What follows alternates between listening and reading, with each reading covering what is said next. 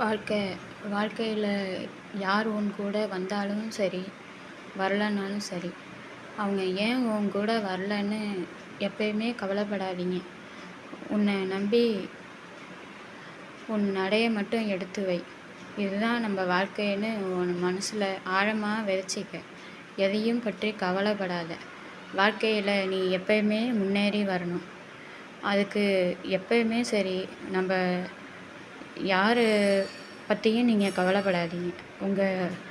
உங்களுக்கு மன தைரியத்தை மட்டும் எப்பயும் சரி, தன்னம்பிக்கையும் தைரியத்தையும் ஆழமாக விதைச்சிங்க.